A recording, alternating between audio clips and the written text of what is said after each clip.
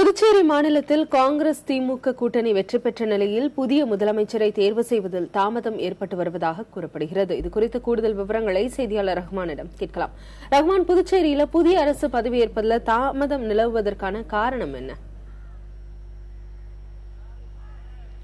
கண்டிப்பாக திவ்யா, அதாவது புதுச்சேரி மாநிலத்தில் நடைபெற்ற சட்டமன்ற தேர்தலில் காங்கிரஸ் திமுக கூட்டணி 17 இடங்களை வெற்றி பெற்று ஆட்சி அமைக்க தயாராகிவிட்டது. இருந்தபோதிலும் பதவியேற்பு நிகழ்வு நடைபெறுவதில் தொடர்ந்து தாமதம் ஏற்பட்டு வருகின்றது. இதற்கான காரணம் என்று பார்க்கும்போது முதலமைச்சரை தேர்வு செய்வதில் தொடர்ந்து சிக்கல் ஏற்பட்டு வருகின்றது. அதாவது தேர்தலுக்கு முன்பிலிருந்து காங்கிரஸ் மாநில காங்கிரஸ் கட்சி தலைவர் நமச்சிவாயம் தான் முதலமைச்சராக வர வேண்டும் என்பது அந்த கட்சி வட்டாரத்தும் மேலும் அவருடைய ஆதரவாளர்களால் சொல்லப்பட்டு வந்தது. அதன் பின்பு தேர்தலில் வெற்றி பெற்று ஆட்சி அமைக்க தயாரான பின்பு அதாவது நமச்சிவாயமுடைய மட்டுமல்லாமல் முன்னாள் முதலமைச்சர் வைத்திலிங்கமும் முதல்வராக வர வேண்டும் என்று அவருடைய ஆதரவாளர்கள் வலியுறுத்தி வந்தார்கள். இந்த நிலையிலே புதிய திருப்பமாக முன்னாள் மத்திய அமைச்சரும் காங்கிரஸ் கட்சியுடைய அகில இந்திய பொதுச் செயலாளருமான நாராயணசாமி முதலமைச்சராக வர வேண்டும் என்றும் அவரும் அவருடைய ஆதரவாளர்களும் வலியுறுத்தி வருவதாக சொல்லப்பட்டு வருகின்றது.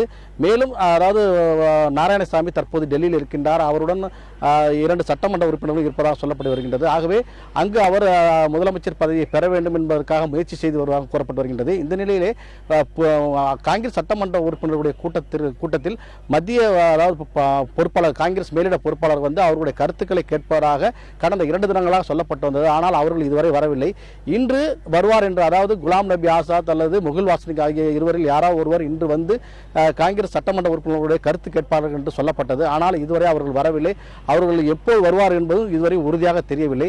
ஆகவே இது போன்ற நிலைமையிலே தொடர்ந்து சிக்கல் நீடித்து வருகின்றது.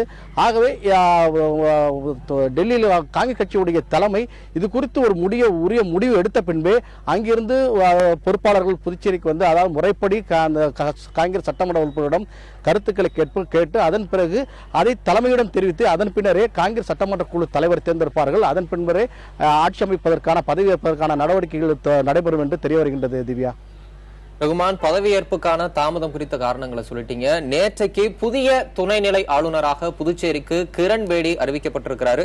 அவர் எப்போது பதவியேற்க வாய்ப்பு இருக்கு? கண்டிப்பாக, அதாவது இந்த சிக்கலான நடைபெற்ற நிலையே தற்போது புதுச்சேரியுடைய ஆளுநர் துணைநிலை ஆளுநர் மாற்றப்பட்டு கிரண் பேடியை துணைநிலை ஆளுநராக குடியரசுத் தலைவர் நியமித்திருக்கின்றார்.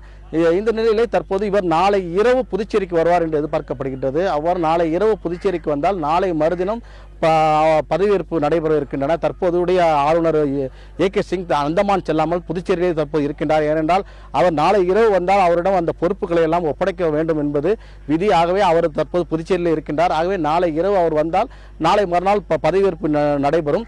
இந்த நிலையிலே நாளை சட்டமன்ற கட்சி உறுப்பினர்களுடைய கூட்டம் நடைபெற்று குழு தலைவர் தேர்ந்தெடுக்கப்பட்டு ஆளுநரிடம் சென்று, அதாவது ஆட்சி கோரி அவர்கள் கோரி சென்றால் அது இவர், அதாவது பழைய ஆளுநர், அதாவது தற்போதைய ஆளுநராக இருக்கக்கூடிய ஏகே சிங் அவர் பதவி பிரமாணம் செய்து வைப்பாரா அல்லது புதிய ஆளுநர் பதவி பிரமாணம் செய்து வைப்பாரா என்பது நாளை மாலை தான் தெரிய வரும்.